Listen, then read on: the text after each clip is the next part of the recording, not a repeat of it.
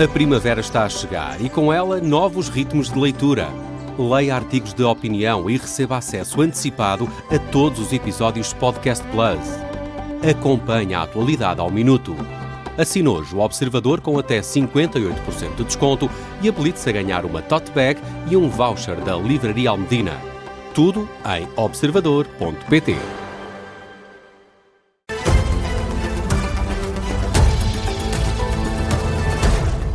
Edição das 7 com o Luís Soares. Luís, a antiga eurodeputada socialista Ana Gomes, acusa o PSD de negociar com o Chega os juízes para o Tribunal Constitucional e reitera o Partido Socialista está apenas a fazer valer um entendimento que existe há décadas. Foi convidada do explicador da Tarde Política. Ana Gomes sublinha que esse acordo tem de ser feito entre os dois partidos fundamentais da democracia. Lembra também que já houve cedências do PSD para o CDS e do PS para os partidos que integravam na altura a geringonça, mas diz Ana Gomes que sempre se manteve o equilíbrio.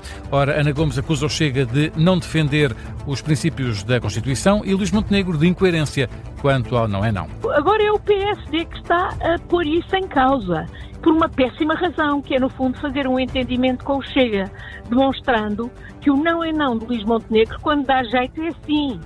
E estamos a falar do Chega, que é um partido que tem uma agenda claramente anti-Constituição da República. Quer substituir a democracia, quer acabar com a democracia e quer, segundo eles dizem, fundar uma quarta república, seja lá o que isso seja.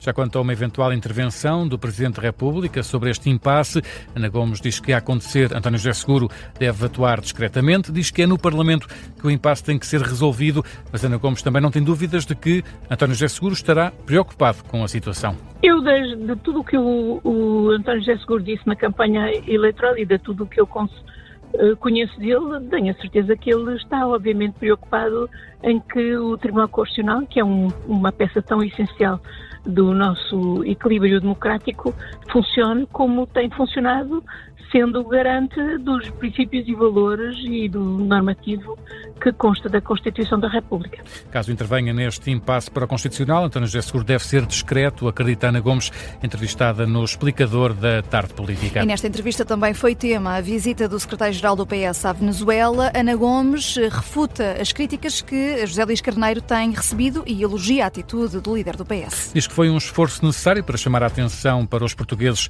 presos no país, apela mesmo a uma intervenção do governo. Ana Gomes lamenta que muitas vezes os canais diplomáticos não bastam. Eu não me parece que José Luís Carneiro tenha atuado mal, acho que teve até sentido de iniciativa.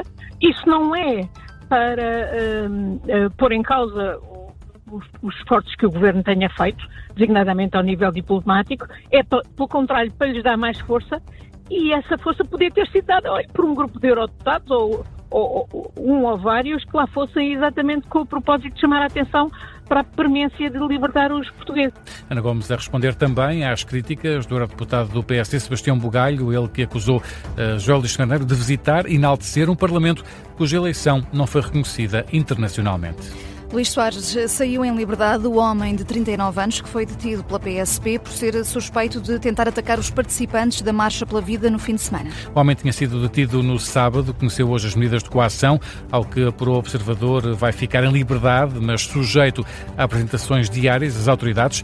Fica também proibido de frequentar o local da prática dos factos. Em causa, o incidente que aconteceu no final da Marcha pela Vida, no sábado, o homem atirou sobre os participantes um objeto incendiário, descrito como um coquetel Molotov, que não se incendiou, mas que derramou líquido inflamável sobre várias pessoas, incluindo idosos, crianças e bebés.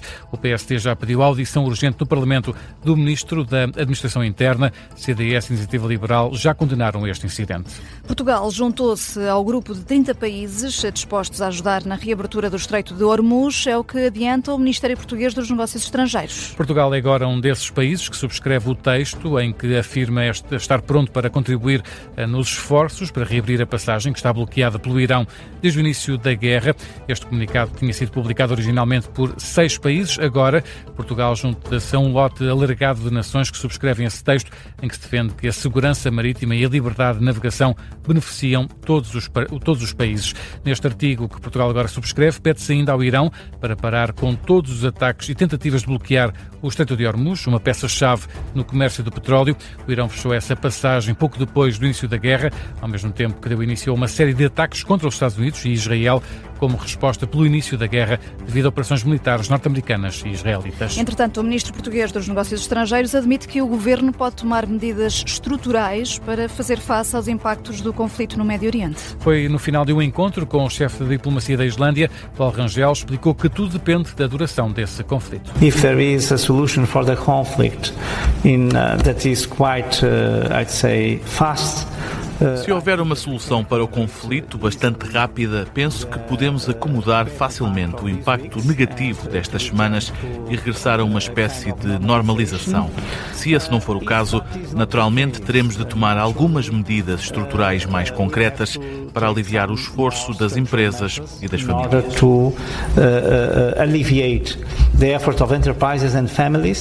Paulo Rangel, que falava lado a lado com o Ministro dos Negócios Estrangeiros da Islândia, no final de um encontro no Palácio das Necessidades, em Lisboa. O Presidente do Conselho Europeu reforça que é importante que a Europa se mantenha unida face ao que considera serem aliados imprevisíveis. São declarações do Presidente do Conselho Europeu, António Costa, que presidiu esta tarde a cerimónia do Dia da Universidade do Porto, que assinala 115 anos, uma cerimónia que aconteceu na reitoria.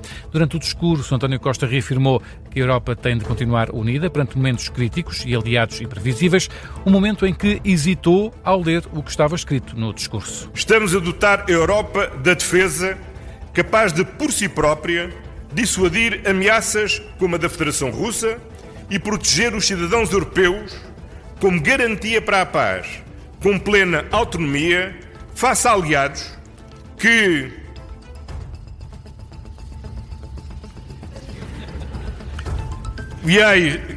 aliados que, se não são por vezes leais, são seguramente imprevisíveis. A citação de António Costa ao ler o discurso esta tarde na cerimónia do Dia da Universidade do Porto, em que reforça também que é preciso união entre a Europa para garantir o centro do projeto europeu, ou seja, a paz. Donald Trump insiste, as negociações preliminares entre Estados Unidos e Irão estão a correr bem. No entanto, do lado iraniano, ninguém confirma que existam conversas entre os dois lados. Ora, num evento em Memphis, Donald Trump insiste que tem existido negociações com o Irão até já há algum tempo, garante que o objetivo é cessar as hostilidades, diz que o Irão tem agora mais uma oportunidade para deixar de ser uma ameaça à América e aos aliados. Esta declaração do presidente norte-americano acontece já depois do presidente do Parlamento iraniano ter desmentido que estejam a existir quaisquer negociações entre os dois lados. Explica que houve até um pedido de reunião por parte dos Estados Unidos que não obteve resposta. São agora 7h07. Olhamos ainda para outras notícias que estão a marcar este final de tarde, Luís. Já foram concedidos cerca de 600 milhões de euros em moratórias às famílias e empresas afetadas pelas tempestades no final de janeiro, número avançado pelo Governador do Banco de Portugal, Álvaro Santos Pereira, que salvaguarda que os dados ainda são preliminares. Estamos a falar de contratos para empresas de moratórias, cerca de 2.580 que nós temos já registados, que equivale a cerca de 398,5 milhões de euros. E para as pessoas, portanto, para as famílias, estamos a falar em moratórias que o número de moratórias já pedidas são 2.084, correspondente a 206,3 milhões de euros. Portanto, estamos a falar, no fundo, a nível de moratórias, o que já se pediu e que os bancos já concederam, estamos a falar cerca de 4.600 contratos, um pouco mais, e cerca de 600 milhões de euros. Álvaro Santos Pereira, no encerramento de uma conferência em Leiria sobre economia, risco e resiliência, depois da tempestade de Cristi, no Governador do Banco de Portugal, insiste ainda que o país deve aprender com o passado e adotar uma atitude preventiva e não reativa. Há já 80 mortos confirmados na sequência da queda de um avião da Força Aérea Colombiana no sudoeste do país.